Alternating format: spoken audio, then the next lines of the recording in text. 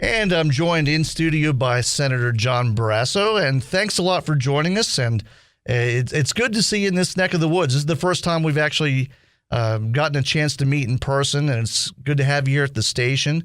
So tell us a little bit about why you're in the area. Well, it's great to be back here on KIML at 1270 and in this studio where, over the years, I've been fortunate enough to represent the people of Wyoming. I've had so many wonderful opportunities in this very studio to talk with folks, here in Campbell County. And I just had come from a visit at the college talking with students, a number of whom are veterans who served our country. As Wyoming has such a huge tradition of commitment to service to the nation. So visited with a lot of students from whether they were in nursing and in traditional studies, as well as some of the veterans who were back. We talked a lot about energy, talked about what's happening overseas. Veterans here who have spent time in Iraq, in Afghanistan, in Kuwait. Also talked about the healthcare law. Specifically, nursing students wanted to hear about what was happening with it. Students asked about the debt, the deficit, the fact that we have finally now passed a balanced budget for the first time in many, many years. And, of course, that was under the guidance and direction of Wyoming senior Senator Mike Enzi, who had been mayor of Gillette. So it was those good lessons he learned as a businessman in Gillette, as mayor of Gillette, and then in the Wyoming legislature to actually know how to balance a budget without raising taxes. Well, and having a daughter that's doing the first 2 years at a community college, I think college students these days are a little bit more aware of debt and what the national debt means to them. I mean, a lot of these kids, they'll be coming out of college. They might not even have any student loan debt. Maybe they work their way through school, but they'll still have $100,000, $200,000 in debt put on them by the federal government. And I think that's one of the good things that this new budget would actually finally address. Well, you're absolutely right. In Wyoming, we're very fortunate with the Hathaway Scholarship, so that our young people. Because one of the young men asked me, "What's the goal to keep young people in the state?" And the Hathaway Scholarship has really, I think, helped in that, and helping Wyoming students get their education funded at the community colleges or the university, and all they need to do is keep their grades up and stay out of trouble. And it's, students get how it's been paid for. It's the revenue from all of Wyoming's energy, from the oil, the gas, the coal. That it's the taxes from those that have provided this wonderful scholarship opportunity. But you talk to students about this national debt, the $18 trillion number that you referred to. You divide that out by the number of people living in the country. It's $57,000 for every man, woman, and child today. And you say, well, who do we owe this money to? And students are smart. Whether you're talking to high school, college, or even grade school students, they know China. They know that we owe money to China. And, you can't say to be the number one country in the world if you have that kind of debt. There's another country whose their best interest isn't necessarily your best interest. So they get it. And the way you do it is you actually balance the budget every year. You actually, at families, you try to hold a little back, put it into savings or investment. Wyoming does it beautifully every year, balance our budget, living within our means, and Washington needs to take that lesson from Wyoming. Well, now, of course, the House and the Senate have passed a budget, and this is the first budget in about 6 years, right? It is, and it's, I think, the first one that is balanced, and maybe longer than that, and with no new taxes, which was, I think, total credit to Mike Enzi and his work on the Budget Committee. So, what do you think is going to? And I know it's hard to play. It's hard to play a fortune teller, but do you think the president signs this budget? Well, the good thing is that the budget itself goes more to the Appropriations Committee than to the president himself. So it's more of a working document that tells the Appropriations Committees how to spend the money. Okay. And so it does the things that it needs to do.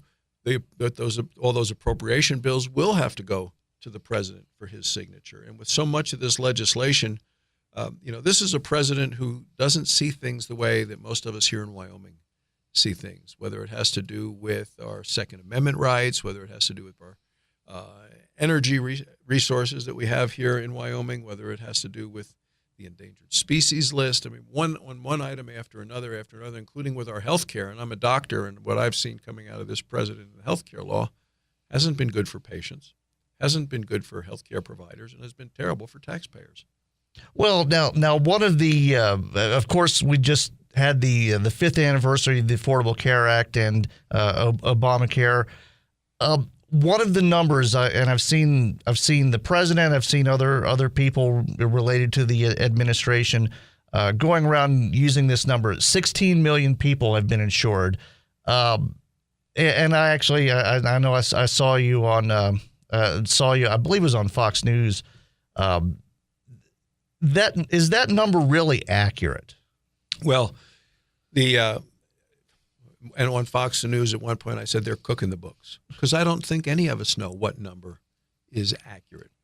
What we do know is that some of those people that have signed up for the president's health care law only signed up because they lost the insurance that they had and they liked.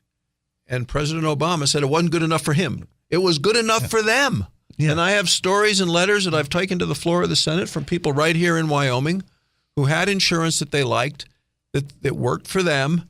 Now they're paying more, getting less of a value to them, and the president counts them in the numbers of people that signed up. They don't feel like they've benefited. And then about 88%, I think, of the people that have gotten coverage. And the president's careful not to say health care, because you can get coverage without actually being able to get care because the deductibles are so high, the copays are so high. About 88% of the people that are covered got it through Medicaid, which is a broken health care system. Half the doctors, or close to half the doctors in the country, don't see patients on Medicaid. So just because you can print Medicaid cards and hand them out doesn't mean those people are actually getting care. Well, and that is one of the things that in the number the number of people hitting the Medicaid rolls again. You mentioned it's a broken system, but the more people you dump into it, the worse it gets, because there's only a limited number of doctors that will take the coverage, and that number is diminishing. There's only a limited amount of funds to pay for those doctors, and it's a zero-sum game at that point. Yeah, and I wish the president would listen to this radio station and listen to you more often in the morning. The country would benefit, because what you said is just common sense. It makes sense to people who are listening, and you're right. But the president has spent more money on hiring IRS agents to look into everybody's tax forms to make sure that they have bought Obama health insurance than he has to actually training more doctors to take care of patients. It's amazing. Well, and again, after 5 years, the fact that we still really don't know the real numbers, the number of people that may have benefited from this, as compared to the number of people that don't benefit from it or have gotten worse because of it, that speaks a lot to just the way the whole process worked out in the beginning. I mean, we weren't told from the beginning. Well, Nancy Pelosi said, and you remember, and I know your listeners remember, first you have to pass it before you get to find out what's in it. And the president's comment that if you like your doctor, you can keep your doctor. If you like your coverage, you can keep your coverage. That was listed as the lie of the year. So this was crammed down people's throats, a middle-of-the-night vote, party line only. Only the Democrats voted for it. No Republican did. And yet the president acts like it's the best thing. Yet last week, and I went to the floor of the Senate to talk about it, he said it was working even better than he expected. If it's working better than he expected, it makes you really wonder what he expected, because it's not working well for people, for patients, for people that need health care. Well, and again, I mean, I don't want to put you in a position, but sometimes it almost seems like it was kind of a design failure for some other, and I'm not going to force you to comment on that. Well, there are people that believe exactly that it was set up as kind of a two-step process. Sure. What you've just said, forced failure. That then what you would get is what the president wanted all along, which was a single-payer healthcare system like what they have in Canada, like what they have in England, where. And I've operated in Casper as a doctor on patients from Canada. Even though the care there is free, people couldn't afford to wait for their free operation. They do a system which is what the president prefers, this single payer like the Canadian system. But I visited with a bunch of students about that, and they said, well, how does it work? I said, well, in Canada, they say we're going to spend so much money on different things, whether it's cataracts, whether it's joint replacements, bypass surgery, and you basically get in line and wait. And, I always called it trick-or-treat medicine because usually around Halloween, they run out of money to pay for hip replacements or knee replacements. They've done the number that they were going to do for the year. And if they didn't get to you and your number wasn't called, you start in line again in January. But they end up doing none of these procedures usually the last 2 months of the year, and that's a rationing of health care. But the cost is free. So that's the question with this health care law. Is that the goal? The president wanted this current law to fail so that he could then get to that next step? Well, and even in this country, we see this a similar situation sometimes in the Native American healthcare system and the reservations. I mean, the old saying is "get sick before June" because, again, they sometimes run out of money. So it's one of those situations where what do you think can be done to what do you think can be done? I mean, obviously the Supreme Court's going to have their big decision, I guess, sometime in June. I know the Senate is working on a plan in case the state subsidies are overthrown. King v. Burwell. It slipped my mind for a second, but will the Senate have something in place by the time the decision comes down? Well, I'm chairing the efforts in the Senate. Paul Ryan is doing it in the House. We're working closely together. I talked to him on Thursday about the direction. Yes, we will have something in line. But remember, we don't know what exactly the Supreme Court's going to do. And the last time the Supreme Court ruled on the constitutionality of the health care law, I don't think any of us predicted that they would do what they did. At least not in that manner. I mean, exactly. Certainly, it was kind of a head scratcher.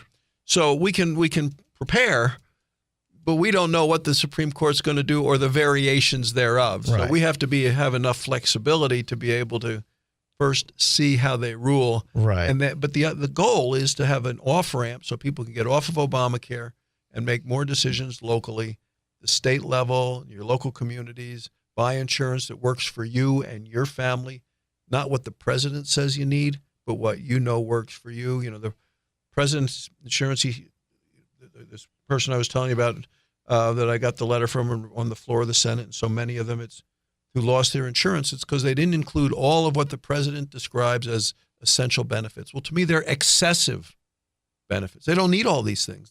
The people that lost their insurance because they didn't buy insurance that covered everything, even if it didn't apply to them and their family. They should have to be able to buy what applies to them and their family, not what the president says they need. And we've all heard the story of single men having to pay for maternity coverage and older couples having to pay for maternity coverage. And again, I mean, I guess the idea is shared liability, but it's just taking it a little bit too far. Well, this health care law, we know what we need. We know what people wanted with health care reform. They wanted the care they need from the doctor that they choose at lower costs. And that goal has been completely wiped out by President Obama and those who forced through this health care law. Now, and we could probably spend an entire day talking about the failings of Obamacare, but I do know you do have a limited amount of time. There's something else, a story that at least I covered on the station. I don't know how much other media covered this, but the ATF. Of course, a few weeks ago, they decided they were going to ban a certain kind of ammunition, common ammunition used by the most common rifle, the AR-15. The ATF, they publicly backed out of it, but they also left themselves a little bit of an in. They said they're going to reevaluate this potential ban. Has the Senate been working on anything to possibly rein in the ATF at this point? I'm a life member of the NRA, licensed to carry concealed, and I have continued to battle this administration, and specifically this Attorney General, Eric Holder, who I voted against for his confirmation, in his efforts and the president's efforts to take away our guns and our Second Amendment rights. I've been talking at NRA banquets around the state now for 5-6 years about the fact that I thought the president realized he couldn't get the guns, so he was going to go after the ammunition. And I still believe that.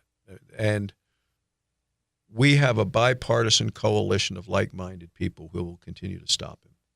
He can't pass any legislation to go after our Second Amendment rights. So they're going to try to use, they're even trying to use environmental movements about, if you shoot someplace, lead poisoning, and the Sure. lead is a pollutant. I mean, you've seen the whole thing, but the focus really does seem to be on ammunition, and that's the fight that will continue as long as he's in the White House. Well, and that particular kind of ammunition, it's just the most common, but you set a precedent where a common center fire rifle ammo like that is banned. That pretty much sets up any kind of rifle ammunition. Of course, then handgun ammunition is next, and I guess rimfire would be last. But I do think that does seem to be at least the direction these last couple of years are going to be. It's going to be a rough couple of years, I think, for Second Amendment advocates.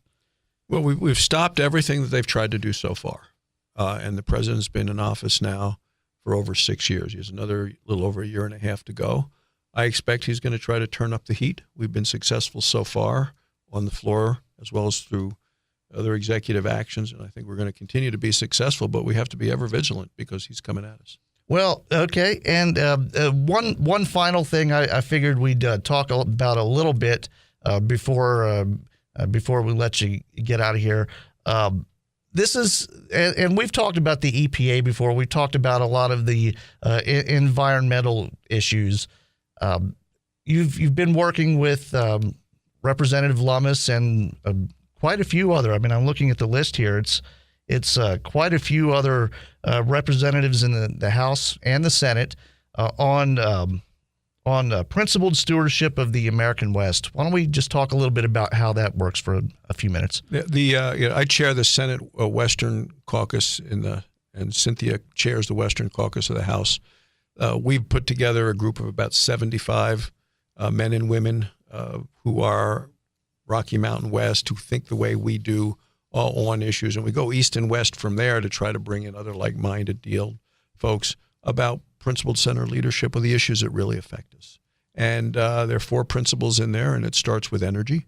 America as an energy leader, the energy leader of the world, energy security. We have the resources here. We ought to be using these resources that we're blessed with, even to the point of exporting them, helping with our the balance of trade, helping continue the strong economy related to energy, helping undermine people like Vladimir Putin if we're exporting liquefied natural gas from coming out of Wyoming. That'll help. So that's number one. The second is environmental stewardship. It's our belief that the best stewards of the land are the people that are on the land, that the people of Wyoming do a much better job of environmental stewardship than anybody from either Washington or California. Any unelectable, unaccountable bureaucrat has nothing to say, in my opinion, about the way the people of Wyoming are able to do a magnificent job, especially in a state like this, half the land owned by the federal government. It's a multiple-use state. It is our history. It is our heritage. The third general principle, and if people want to copy this, you just go to my website, www.barrasso.senate.gov. But the third one has to do with agriculture and healthy forests, the key there. And again, it's letting people make decisions at the state and local level. And then the fourth has to do with regulations that, coming out of Washington, make it a lot harder for people to use our energy, protect our land, keep the environment the way that we know is pristine as it is right here in Wyoming. Well, now, and of course, energy being chief among those concerns. Now, you've been going back and forth between Washington and Wyoming for a while. I imagine every once in a while people come back with you.